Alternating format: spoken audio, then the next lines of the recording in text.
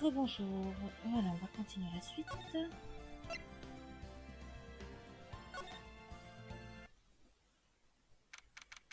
7 septembre à 10h, tribunal fédéral, salle d'audience numéro 1.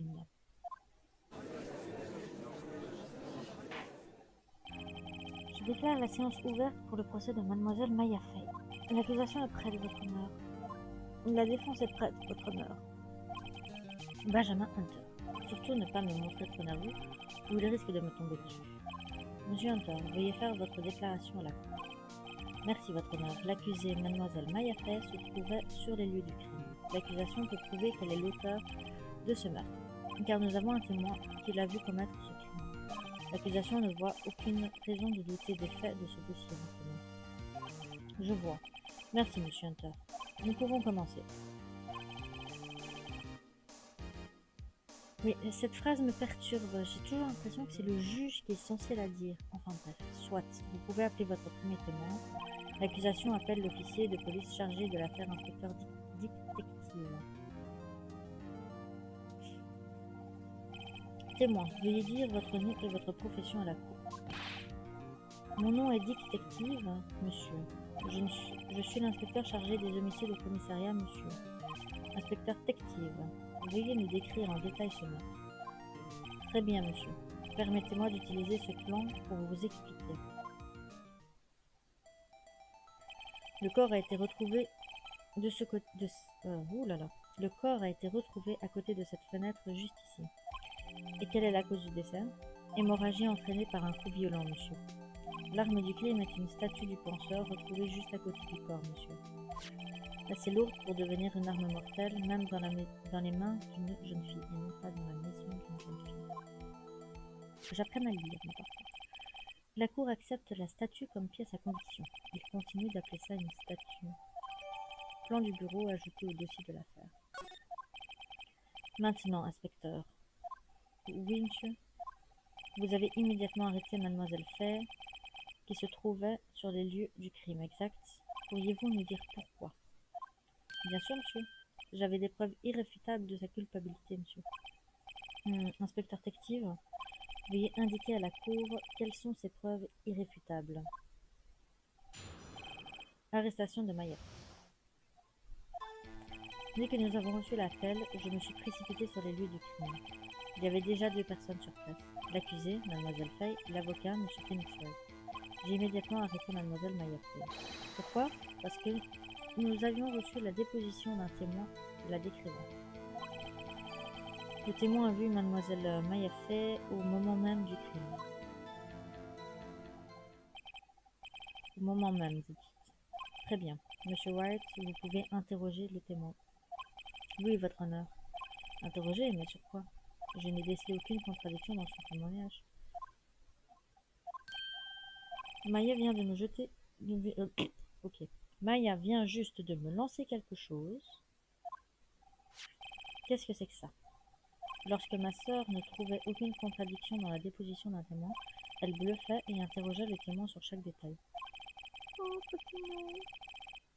Le témoin fait toujours une gaffe et dit quelque chose d'incohérent. Cela a fonctionné un tas de fois.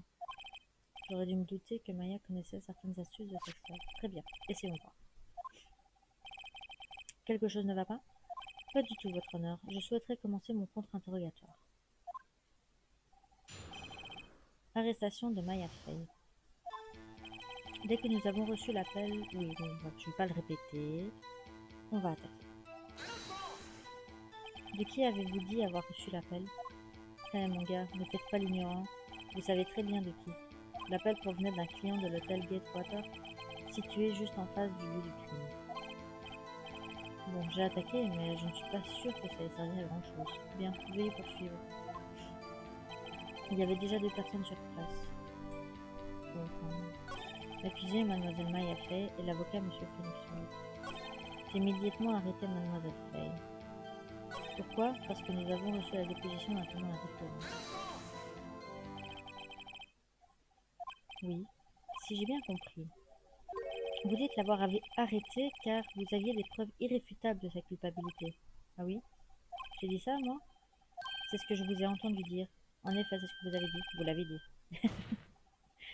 Où donc voyez-vous des preuves irréfutables dans les propos de cette étrange femme en rose? Quoi? Mademoiselle Vril n'est pas étrange et elle n'a vraiment rien d'une rose, mon gars. Mais on peut dire qu'elle est épineuse. Ça suffit, inspecteur Tective. Avez-vous d'autres preuves tangibles en dehors de sa déclaration, inspecteur? Je vois que le fait d'attaquer peut avoir ses avantages. Ah oui. Ah. Désolé, monsieur, je me suis emmêlé les pinceaux dans mon témoignage, votre honneur. Il y a quelque chose que j'aurais dû vous dire en premier, votre honneur. Très bien, inspecteur. Écoutons de nouveau votre témoignage. Preuve irréfutable. Après m'être occupé du suspect, j'ai passé le lieu du crime au peigne fin. J'ai trouvé une note écrite sur un bout de papier à côté du corps de la victime. Sur ces notes, le mot Maya était clairement écrit avec du sang. Les résultats du labo ont démontré qu'il s'agissait du sang de la victime. Et on a également trouvé du sang sur le doigt de la victime. Avant de mourir, la victime a écrit le nom de son assassin.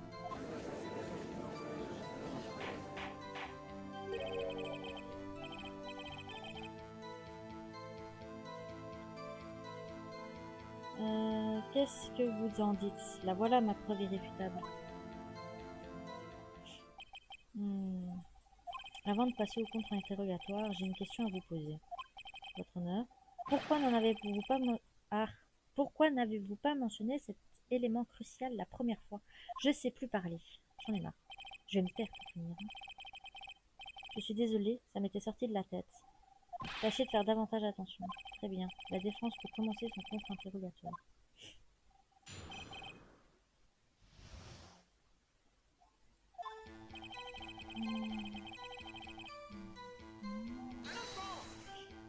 Y avez-vous trouvé des preuves?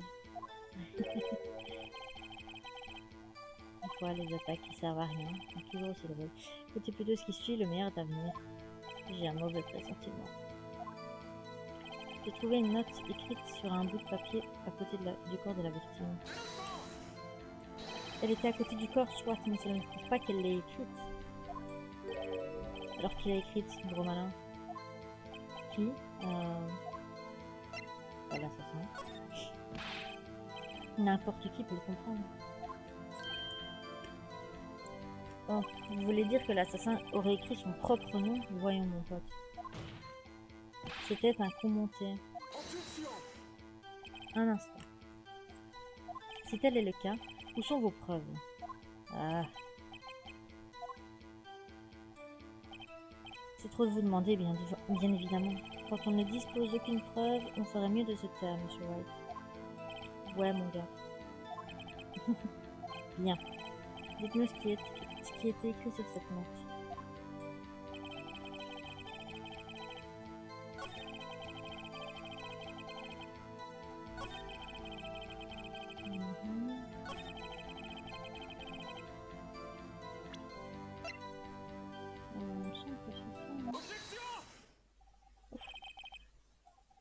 Il y a une chose que je souhaiterais que vous éclaircissiez pour moi. Vous dites que la victime Mia Fey a écrit cette note, qu'elle incriminait l'accusée Maya Fey. C'est vraiment ce que vous êtes en train de dire? C'est encore un de ces trucs d'avocat, je parie. Évidemment que c'est elle qui l'a écrite. Qui d'autre sinon? Comme j'ai dit, l'assassin. Personne ne croit. Vous avez tout compris de travers, inspecteur. De travers? La victime est justement la seule personne qui n'ait pas pu écrire cette note. Voici un rapport provenant de votre département. Décès immédiat causé par un coup violent. Elle est morte sur le coup. Mais il n'y a pas de mec qui tienne, inspecteur. Silence, silence. La défense marque un point. Une personne décédée sur le coup n'aurait pas eu le temps d'écrire quoi que ce soit. Excusez-moi, mais quand avez-vous reçu ce rapport d'autopsie exactement?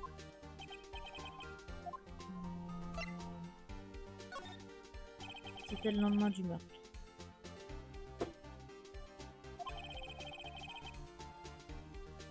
Pardon, où l'accusation veut-elle en venir? Ce rapport d'autopsie est périmé, votre honneur.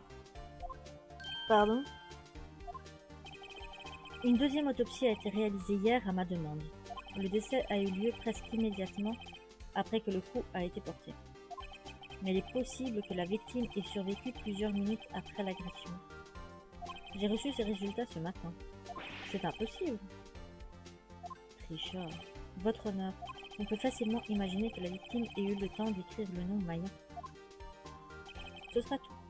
Je vois. Allez au diable, Hunter. J'aurais dû me douter que vous aviez encore un tour dans votre sac. Bien, Monsieur Wright, vous avez l'air consterné. Y a-t-il quelque autre chose que vous souhaitez nous dire? L'inspecteur est fou. Vous êtes fourbe, Hunter. Brrr. Monsieur Hunter, j'ai entendu dire que vous feriez n'importe quoi pour arriver à vos fins. Alors pour quelle raison avoir demandé un second rapport d'autopsie?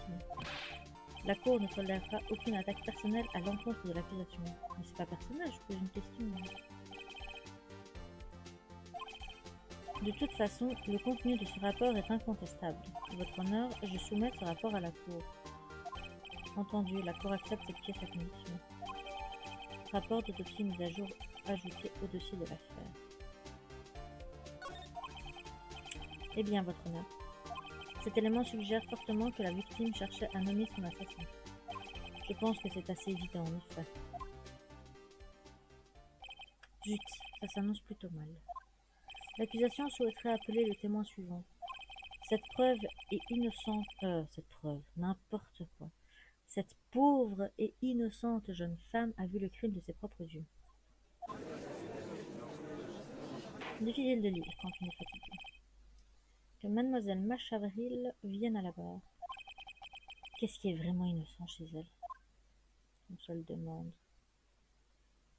Bon, quelle voix je vais lui donner cette fois? Je ne sais pas. Témoin, votre nom, je vous prie. Machavril, à votre service. Parce que je sais pas faire le son du clin d'œil. Silence, la présentation d'un nouveau témoin ne devrait susciter aucune réaction. Le témoin devra dorénavant s'abstenir de faire des clins d'œil. Oh, d'accord, votre honneur. Ça va pas arranger mes affaires. Elle a déjà conquis le cœur de tous les hommes à la cour. Dites-nous, où vous étiez le 5 septembre au soir, au moment du meurtre? Mince alors, j'étais, je crois, dans ma chambre d'hôtel. Je suis arrivée à l'hôtel juste après le déjeuner. Cet hôtel se trouve juste en, cet hôtel se trouve juste en face du cabinet PNP, c'est bien cela. C'est exact, mon grand. Veuillez dire à la cour ce que vous avez vu. Oh là là, ça va être dur. Récit du témoin. Il était environ 21h, je regardais par la fenêtre, oui, c'est ça.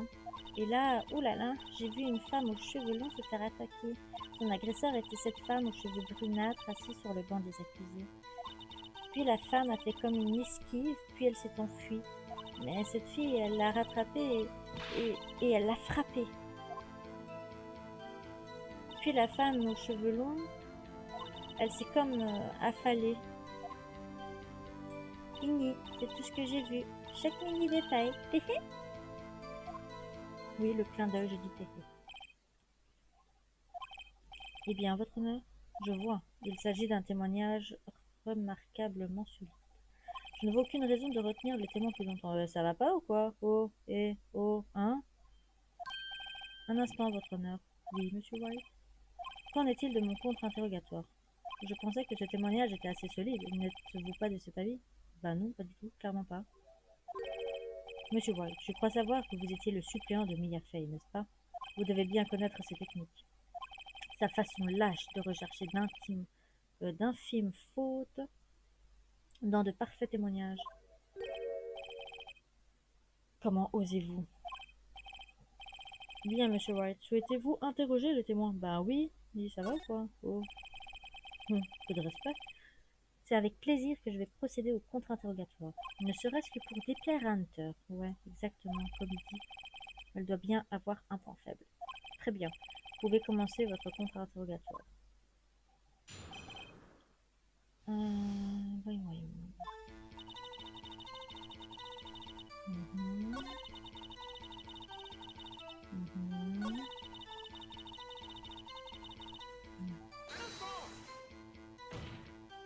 Comment pouvez-vous savoir qu'il s'agissait de l'accusé? Eh bien, Vous savez, elle avait un physique d'adolescente. Les femmes savent ce genre de choses. Écoutez, je le sais, c'est tout, d'accord? Il n'y avait qu'une seule personne petite et au physique d'ado sur les lieux du crime. Ce témoignage est en béton, votre honneur. Il a raison. Ouais, je m'en doute. Attendez une minute. Ce témoignage est bidon. Quoi? Qui va? Mademoiselle Vril, je suis prêt à parier que vous n'avez rien vu. Êtes-vous bien sûr d'avoir vu l'accusé? Oui.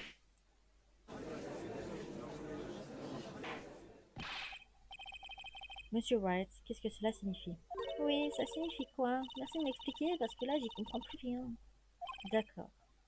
Si c'est vraiment ma cliente Maya Fey que vous avez vue, vous auriez remarqué ses vêtements avant de remarquer son physique. Personne ne porte ce genre de vêtements dans la vie de tous les jours, à part elle. Et je ne suis pas un spécialiste de mode, mais sa coiffure me semble plutôt inhabituelle. Néanmoins, la déclaration du témoin ne fait nullement allusion à ces éléments. Ce témoignage est une pure invention. Mais... Toujours est-il que nous ne savons pas si elle portait ses vêtements le soir du crime. Elle les portait, votre honneur. Je l'ai vue, tout comme l'inspecteur Rective. Qu'est-ce que vous avez à répondre à ça, mademoiselle Vril? Ah, qu'est-ce que vous voulez dire, espèce de sale avocat? J'ai vu ce que j'ai vu. Je ne pensais pas que le moindre détail avait de l'importance, mon chou. Mademoiselle Vril, la cour souhaiterait vous rappeler de ne rien omettre dans votre déclaration. Je suis désolée, votre honneur. Je serai sage, je vous le promets. Revenons à votre témoignage, si vous le voulez bien. Zut, je la tenais presque. Moi, je sais de moins en moins parler. J'ai vraiment tout vu, je vous assure.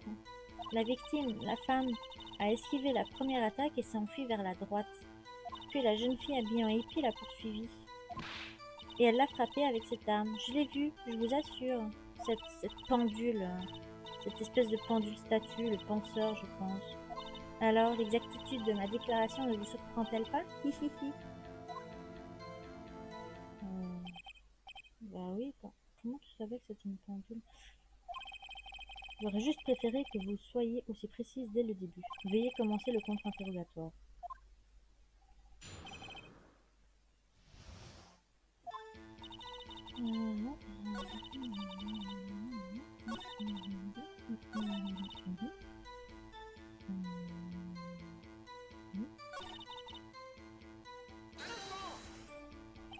Une pendule?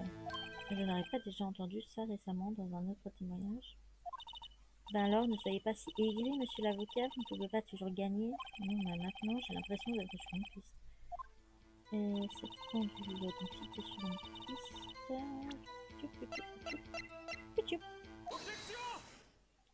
Mademoiselle Vril, ce que vous venez de dire à l'instant était assez transparent. Transparent? Ouh, ça vous plairait ça, hein? Coquin, va. Vous venez de dire que cette statue de penseur était une pendule, mais il est impossible de le savoir simplement en la regardant. Oups.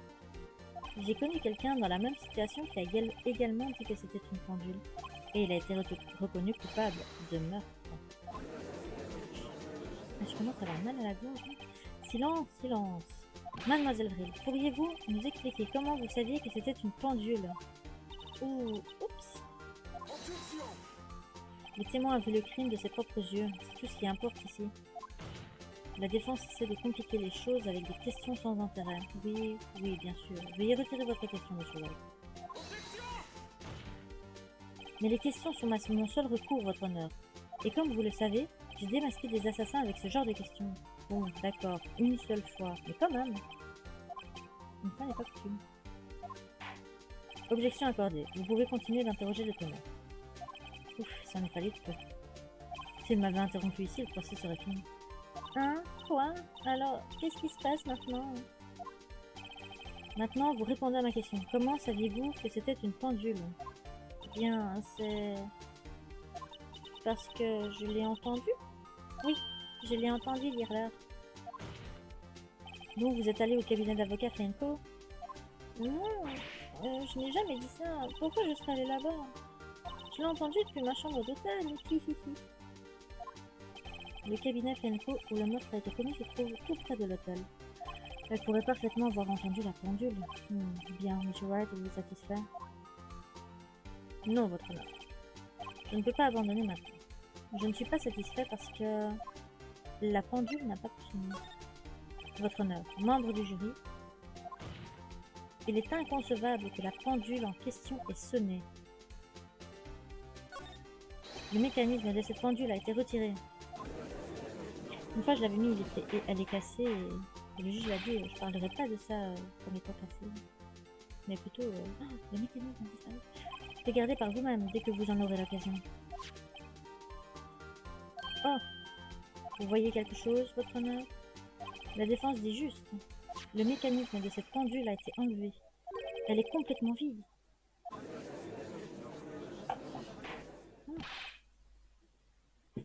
Monsieur Wright, auriez-vous l'obligeance d'expliquer à la cour ce que cela signifie, je vous prie? Vous l'avez constaté par vous-même. La pendule était vide. Elle n'a donc pas pu sonner. Par conséquent, ce témoin est une grosse et une énorme menteuse. Une grosse? Eh bien, mademoiselle Vril. Oui, je ferai pas ce drôle. Quel beau spectacle que vous nous avez offert là, monsieur Wright. Il savait qu'elle était vide. Je ne sais pas comment, mais il le savait. Néanmoins, j'ai bien peur que vous ayez oublié un petit détail. Effectivement, la pendule est vide. Comme vous le dites, elle ne peut pas sonner. Toutefois, il faut se demander quand le mécanisme a-t-il été enlevé. Si c'est après que le témoin a entendu la pendule, il n'y a aucune contradiction. C'est vrai, c'est une possibilité. Le mécanisme a pu être retiré après qu'elle l'eut entendu. Et c'est exactement ce qui s'est passé, votre honneur. Bien, monsieur Wright, pouvez-vous prouver quand le mécanisme a été retiré? Oh oh oh, c'est impossible, bien sûr. Je peux le prouver. Quoi? Ne m'avez-vous pas dit que seules les preuves comptent au tribunal? Eh bien, j'en ai pris bien note. J'en ai pris bonne note. Et maintenant, voici la preuve que vous espérez tant. La preuve qui démontre que le mécanisme a été retiré est... j'espère. Jetez un œil à ceci. C'est un très joli téléphone portable que vous avez là. Ouh, il a le téléphone d'une fille. Non, il a un téléphone de fille. Ouh là là. Attendez, c'est pas mon téléphone. Écoutez, c'est le portable de l'accusé et il contient un enregistrement. Celui d'une conversation qu'elle a échangée avec la victime le jour du meurtre. Je vais boire un peu. Silence, silence. Le téléphone portable de l'accusé, personne ne m'en a parlé. Peut-être que l'inspecteur fictif n'a pas jugé ça utile. Ah, notre inspecteur est bon pour une inspection générale.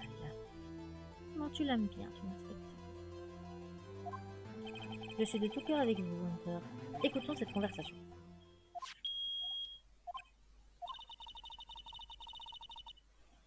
Alors, tu veux juste que je te garde ce penseur, c'est tout?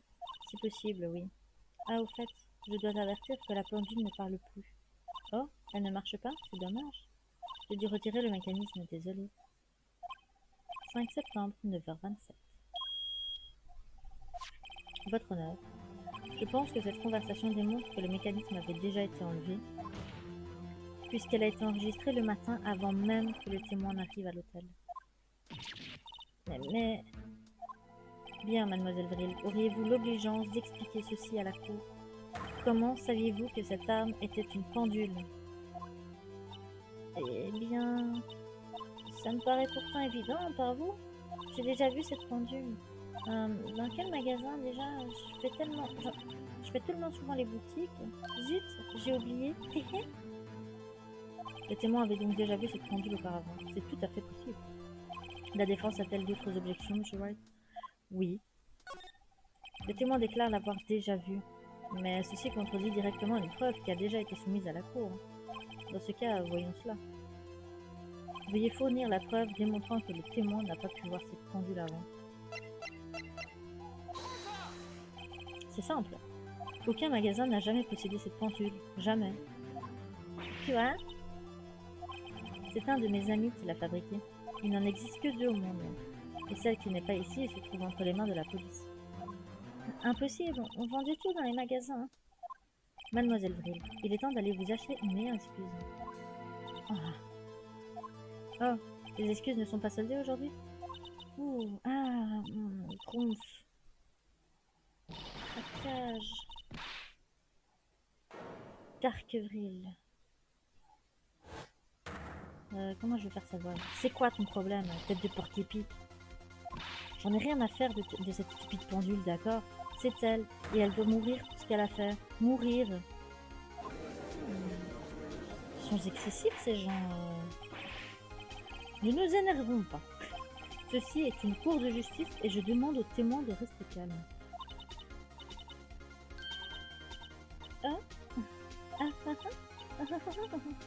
Que je suis bête. Est-ce que j'ai, comment dire, tout fichu en l'air? Je suppose que oui. Ça fait peur. Mademoiselle Vril, laissez-moi vous reposer la question. Dites-nous comment vous saviez que l'arme était une pendule. Oh mon Dieu. La défense a-t-elle une idée sur la question? Bon, c'est le moment. Oui, votre honneur. Laissez-moi vous expliquer la vérité dans cette affaire.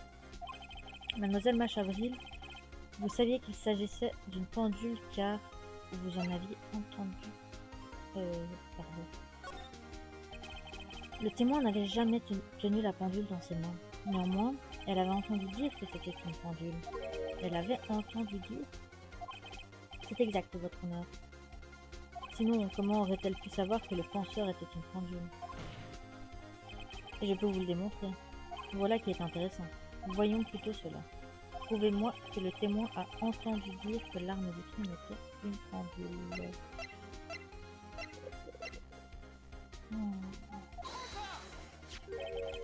Jetez un œil à ceci. Ah, oh, ça, J'ai trouvé ceci dans la chambre de Mademoiselle Vril. Monsieur White, veuillez expliquer à la cour de quoi il s'agit. Mademoiselle Machavril, vous aviez mis la victime Mia Fey sur écoute, n'est-ce pas? Votre honneur, ceci est totalement hors de propos. Je n'en suis pas si sûre. Objection rejetée. Je me demande pourquoi notre témoin était en possession d'un enregistrement téléphonique. Scandaleux. La défense ose soutenir que le témoin avait mis la victime sur écoute.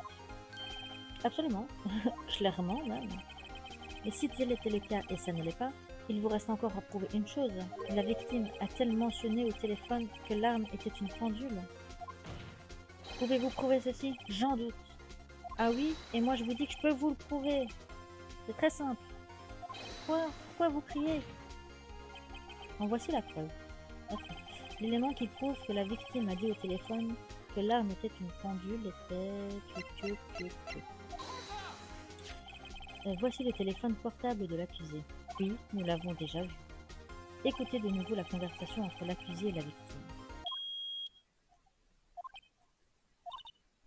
Mia, quoi de neuf? Ça fait un moment que tu ne m'as pas appelé. Eh bien, en fait, je voudrais que tu gardes quelque chose pour moi. Encore? Et c'est quoi cette fois? C'est une pendule. Elle a la forme de cette statue, le penseur, et elle dit l'heure. Mademoiselle Machavril, vous avez utilisé une table d'écoute pour écouter cette conversation. C'est comme cela que vous avez su que le penseur était une pendule. Je me trompe? Votre honneur, tout ceci est ridicule. Votre honneur, regardez le visage du témoin. Pensez-vous qu'elle trouve ça drôle? La défense exige une réponse.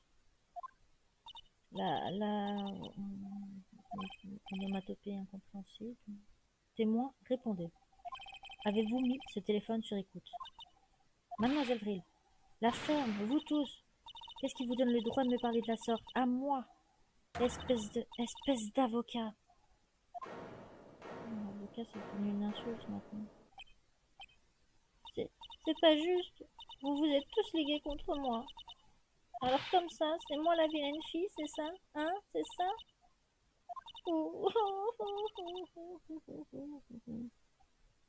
Ça a marché. La couvre découvre enfin la vraie Machavril. Voilà. Je ne changerai pas cette phrase. Et maintenant, le coup de grâce. Pourquoi les écoutes? Parce que je pense pas que le déclic. Pour quelle raison avez-vous mis ce téléphone sur écoute? Répondez à la question. Je suis obligée. C'est une affaire de meurtre, non? Pas de toute petite écoute de rien du tout. Ah, elle récite exactement ce qu'Hunter lui a dicté. Mademoiselle, je sais pas ce qui se passe si on la soupçonne de meurtre. J'aurais dû essayer. Vous aviez mis le téléphone de la victime sur écoute. Ce n'est pas rien du tout. Et que ça a à voir avec l'affaire, théoriquement, sinon tu n'aurais pas mis sur écoute. Bien que la cour n'approuve pas le ton de la défense, elle marque un point. Bien, mademoiselle Brill. Avez-vous une explication à fournir à la cour? Pouvez-vous prouver que vous n'êtes pas impliqué dans ce meurtre malgré des écoutes? Ah, elle va bien être obligée de se mettre à nu cette fois. Monsieur l'avocat, j'ai vu votre sourire diabolique. Je parie que vous pensiez elle va bien être obligée de se mettre à nu, pas vrai? Bon sang, elle est douée. Vous n'êtes pas le premier à penser ça, je vous le dis, et je m'exécute tout de suite. Vous ne parlez pas sérieusement, c'est impossible.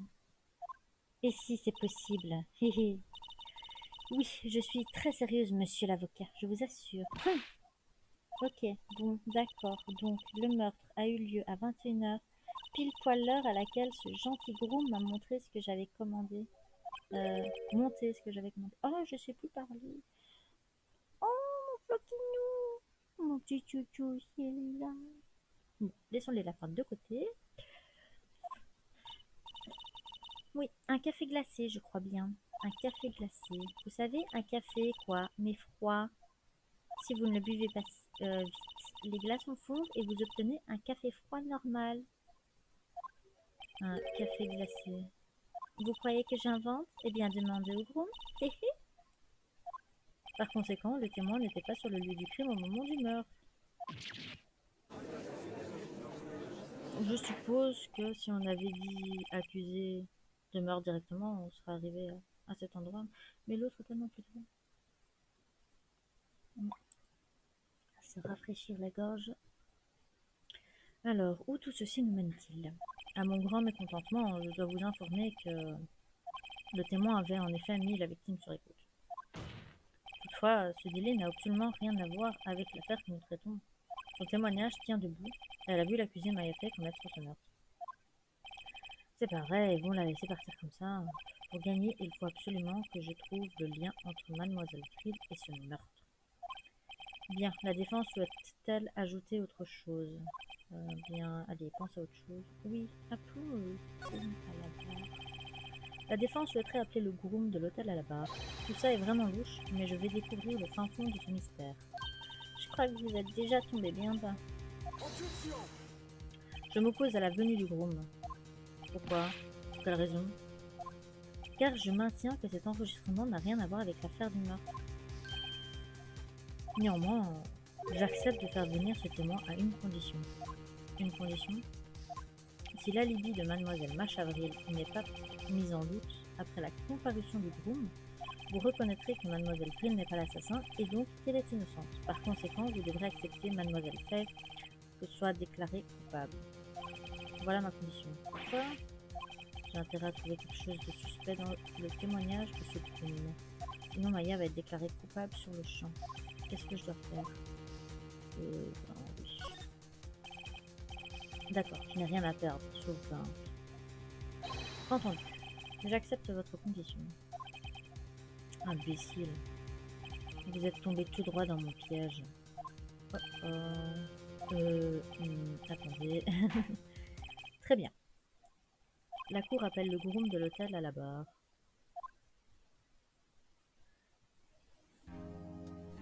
Je crois que nous sommes prêts à écouter la déposition du témoin. Il a vraiment la tête de l'emploi.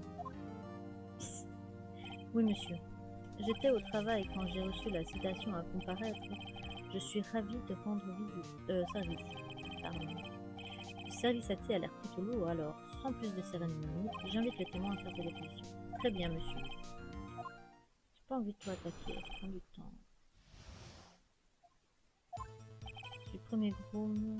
Je suis premier groom à l'hôtel Gatewater, qui existe depuis 4 générations. Je suis certain d'avoir reçu un appel de notre cliente, Mademoiselle Vril, peu après 20 heures. Elle a demandé qu'on lui monte un café glacé à 21 heures pile, monsieur. Je lui ai apporté à 21 heures sa pente, bien entendu. Et j'ai remis ce café glacé à notre cliente, Mademoiselle Vril, en personne. Je vois, la défense peut commencer son contre-interrogatoire. D'accord, je suis prêt, enfin, j'espère. C'est le moment ou jamais.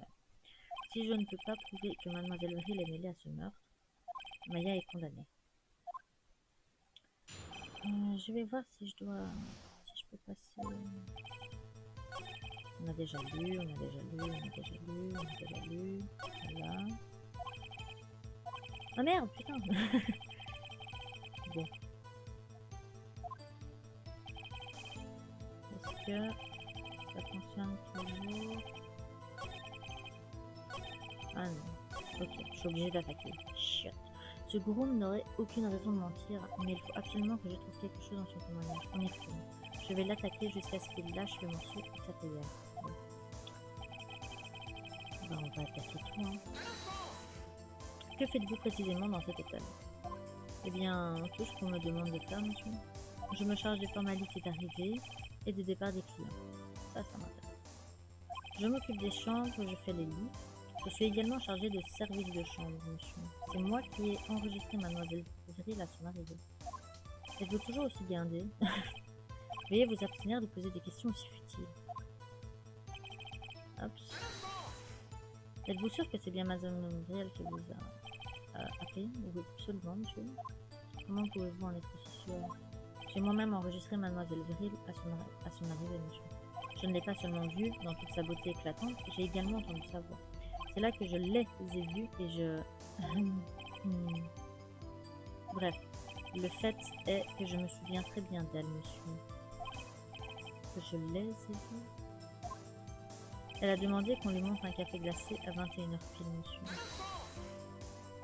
21 heures pile, vous dites? Oui, je crois avoir insisté sur ce détail plusieurs fois. Elle regardait la télé... What? Elle regardait la télé et avait envie de voir quelque chose une fois son émission terminée. 21h, j'ordonne. Je lui ai apporté à 21h30, bien entendu. 21h précis, c'est bien ça? Exactement, précisément et parfaitement cela, monsieur. 21h. Comment pouvez-vous en être aussi sûr? Mademoiselle Perkil a bien insisté pour qu'on lui apporte sa boisson à cette heure précise. Allô, monsieur le gros? Je voudrais un café glacé à 21h pile. Quelque chose comme ça, monsieur. Par conséquent, j'ai frappé à la porte à 21h pile, monsieur. Pourquoi s'être montré si exigeante concernant l'heure? Et j'ai remis ce café glacé à notre cliente, Mademoiselle Vril en personne. Vous êtes sûr qu'il s'agissait bien de Mademoiselle Macha Vril en personne? Absolument, monsieur. Absolument. Oui, monsieur. Comme dans tellement absolument une de mes jolies petites manies. Comment pouvez-vous en être aussi persuadé? Eh bien, quand je lui ai monté le service de chambre, monsieur, la cliente, monsieur, m'a remercié, voyons, tendrement, monsieur. Tendrement. Vous voulez dire qu'elle vous a embrassé? Oui, monsieur, mais pas un baiser, monsieur. Plutôt un bisou sur la joue. Pourquoi aurait-elle fait cela? Eh bien, peut-être était-elle tombée sous le charme de mon air guindé, monsieur. C'est un moment que je n'oublierai jamais, monsieur. Tout ça ne me paraît pas très catholique. Mademoiselle Vril mijotait quelque chose et elle voulait que le groom se souvienne d'elle. Ah, ça ne va pas du tout. Il n'y a rien ici. Alors, c'est tout. Boisson.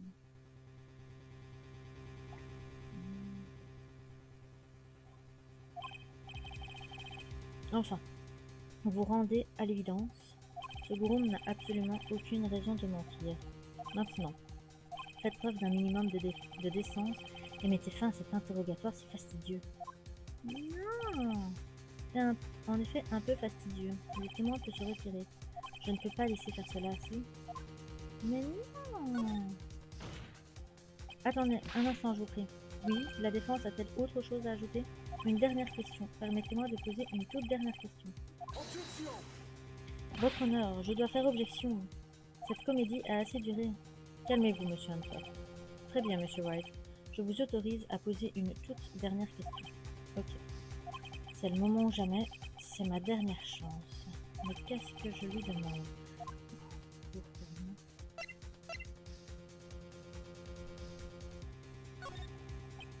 Parlez-moi de l'arrivée. Parlez-moi de l'arrivée à l'hôtel de Mademoiselle Vril. Je sais pas ce qui se passe si on utilise les autres. D'accord, bien monsieur. La première chose que j'ai remarquée était sa beauté. Une très jolie femme. C'est tout à fait mon genre de femme, alors bien entendu, j'étais déçue. Je vois. Pardonnez-moi. Mais pourquoi donc étiez-vous déçu? J'ai un certain charme, oui, mais je n'avais aucune chance. Elle était avec son compagnon. Qu'est-ce qu'il a dit? Qu'est-ce que vous venez de dire? Ah, oh, non, rien. Groom, dites-nous la vérité maintenant. Mademoiselle Vril était-elle accompagnée lors de son arrivée à l'hôtel? Je proteste. Ceci est protestable. Non, pas du tout. Objection rejetée. Le témoin est prié de répondre à la question. Oui, je vois. Pourquoi n'avez-vous pas mentionné cela dans votre témoignage? Eh bien, monsieur, vous ne me l'aviez pas demandé. Bien essayé. C'est le genre de choses que vous êtes censé mentionner. Ah oui, c'est vrai. En effet. Bien, c'est son grand avocat ici présent, monsieur Hunter, qui... Il m'a demandé de ne rien dire si on ne me posait pas directement la question. Espèce d'idiot. J'ai réussi, j'ai gagné. À son arrivée, Mademoiselle Vril a demandé une chambre double pour elle et un homme. C'est bien cela. Oui, monsieur. Ensuite, lorsque vous leur avez monté la commande, vous n'avez pas vu cet homme dans la chambre. C'est exact, monsieur. Votre honneur. Nous venons de découvrir un autre suspect dans cette affaire. À la lumière de ces nouveaux éléments, il est impossible de juger l'accusé. Vous êtes bien d'accord, monsieur Hunter? Qui est cette autre personne? C'est très simple. Le compagnon de Mademoiselle Vril. L'homme qui est descendu à l'hôtel avec Mademoiselle Vril. Bah oui, hein. Votre honneur. Comme cela a déjà été démontré, Mademoiselle Vril avait mis la victime sur écoute. Cependant, cette même Mademoiselle Vril a un alibi pour l'heure du meurtre. Mais ceci n'innocente nullement l'homme qui l'accompagnait. Le groom n'a vu personne d'autre dans la chambre au moment du meurtre. Ça alors, quel scénario bien ficelé, mais c'est trop tard. Trop tard? Je comprends parfaitement que vous aimeriez qu'il soit trop tard, Hunter. Après tout, c'est vous qui avez caché la présence de cet autre homme à la cour. Arc. Arriviste amateur. Ces accusations sont ridicules. Ça suffit. La cour reconnaît les arguments de la défense. J'attends des deux parties qu'elles examinent en détail cet élément. Me suis-je bien fait comprendre? Oui, votre honneur. Le procès de Maefei est suspendu jusqu'à nouvel ordre. La séance est levée. 7 septembre, 14h24, tribunal fédéral, salle des accusés numéro 1. Fini! Tu as été incroyable au tribunal. Vraiment. Je suis ta nouvelle fan. Oh, je faisais juste mon travail, vous savez. Mais bon, l'autre avocat, il était pas mal du tout, lui aussi. Hein? Ce visage, avec ses grands yeux et lèvres tremblantes, il me donnait des frissons dans le dos. Si vous dites.